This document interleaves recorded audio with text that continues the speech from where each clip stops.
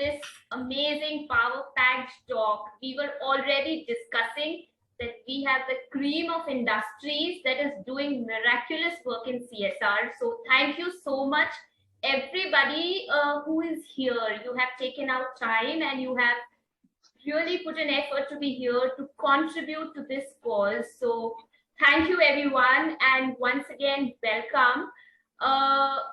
Everybody who's present here, welcome to the VBFT Corporate Power Talk series, which is actively working towards promoting sustainable global visionary leadership. And they're doing it by bridging the generational differences at the workplace. What amazing work to do, right? I am Esther. I am a mindset transformation coach, and today I will be the host for the evening. Thank you, everyone who considered me to be here, because to be the best, you need to be among the best. And I think we have a lot of bests of the best here. So the honor is all mine. Thank you so much. I hope all of you are good and excited for today's talk, because today we are talking on a very, very important topic, and that is leadership and corporate governance. The topic is very good, and to add to this, what better day have we chosen, right? Because today it is a good day to discuss this topic, because we're celebrating Gandhi Jayanti, the birth of a visionary leader who always stood by governance, CSR activities, change, leadership, and democracy. And the cherry on the cake to add more to this day is that we have an amazing lineup of speakers that are change makers and leaders in their industry. And also, we have some amazing guests to share their point of view on the topic. So without taking much time, let's get started. We have 3 guests of honor. We have 3 speakers who will be speaking on different topics related to leadership and governance.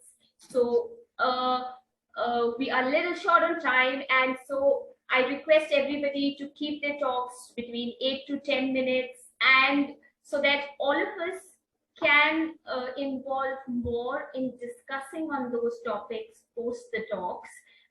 And without taking much time, that is why let's get started.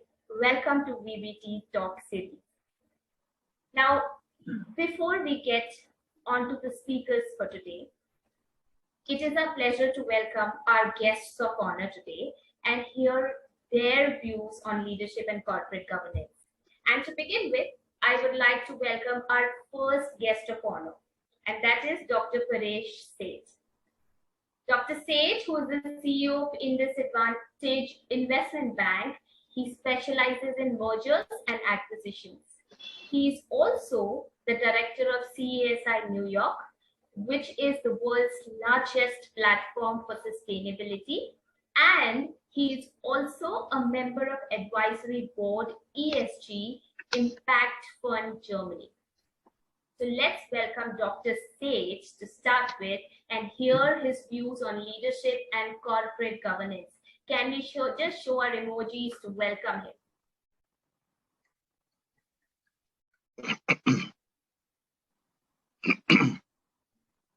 Thank you very much, Esther, for that kind introduction.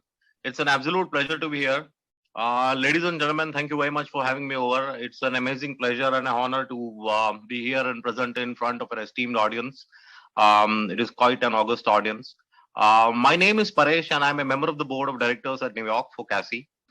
We are the world's largest platform for sustainability with a presence across 52 countries. I also run a large volunteering platform, which is probably against the world's largest, with a reach of over 3 million volunteers. So that's what I do for a living.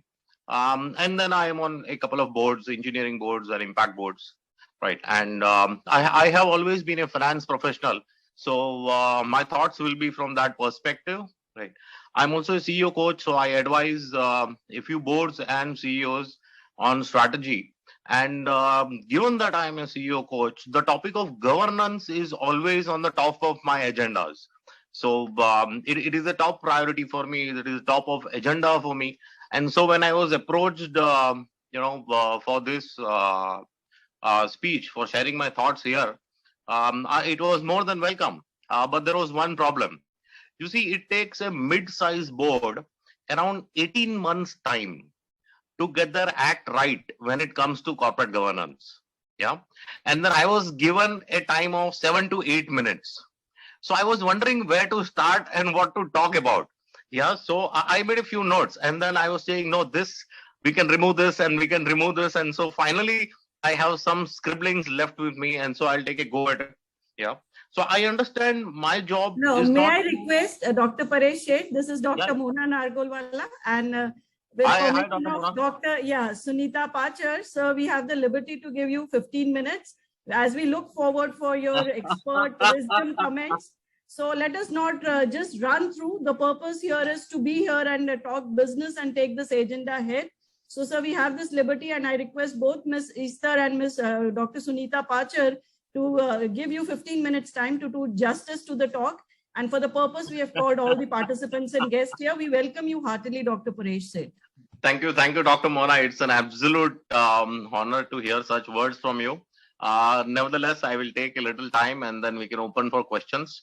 So I was saying my job here today is not to, catalog the rules and regulations or explain which company is doing what, because that would be bad PR. Yeah. So in the next 4 to 5 minutes, I will speak on key debates, identify main areas, and then I will come out with 3 things why leadership and boards and governance are interconnected. Yeah. And these are the 3 priority questions which I ask every board member to which I consult. And then as a takeaway to all the audience and people who view this on the other mediums, I will ask a question to the audience and not give an answer. Now that question will be an actionable at the end. So I thought let me keep a takeaway for the audience at the end of it. So, to begin with, as a tribute to Mahatma, let's start with the concept of trusteeship. Yeah. So what is trusteeship really? As a core of it, it means that you are a caretaker. It's like a gardener. Your flowers, your garden, but you don't own it. Yeah, that is at a very core of trusteeship. So human beings were handed over the earth and all the resources within the earth. And then we use these resources indiscriminately. And we also have this huge feeling of entitlement. Yeah. So I'll give you a small example. Now what happens is, I buy a Bisleri bottle of 10 rupees, 1 liter, or any bottled water for 10 rupees. And then because I have paid 10 rupees for it, I can use that 1 liter however I want. I can drink it, waste it, throw it, store it. I can do whatever I want with it because I'm entitled. Somewhere I feel that I'm very entitled to this 1 liter of water. Now, this is the core problem. We are not entitled. Yeah, we are trustees. So we need to necessarily leave behind a sum of equal or more than what we got. Now that is trusteeship. So trusteeship as a concept, as taught by the Mahatma, needs to be imbibed in every corporate, every leader, and every citizen. And that will automatically lead to good governance. So I wanted to start with a tribute to the Mahatma on his trusteeship, philosophy. I'm personally more attached to the trusteeship philosophy than sometimes of non-violence. So I really like this concept of trusteeship. So I thought, let me share it with everybody, and maybe we can put a word out and create more people loving this trusteeship thing. Yeah. So as mentioned earlier, when I talk to boards and when I consult boards or see young CEOs, then governance is on the top of my agenda any which way. So, board members are responsible for that. You see, board members and leaders, because this topic is of leaders and governance, please let us understand that leaders are in a very unique position to connect governance and sustainability to corporate strategy and purpose. So this is governance and sustainability, and this is corporate, a company purpose and strategy. So the leaders, people who are leading this company, are in a very unique position to attach those two. If other people, it becomes very difficult for you to attach these two. So leaders are in a very unique position. And I'll tell you why a board or a leader or a person who considers himself a business leader or a manager should work on these three things.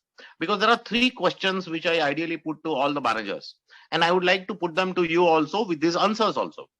So the first thing is, as a leader or as a board member or as a founder, you have a intergenerational perspective.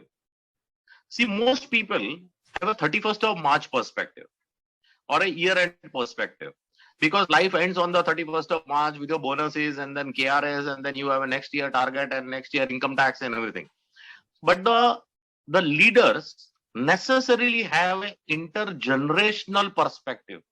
So intergenerational perspective typically means a 20, 30-year-old perspective. So these decisions made by leaders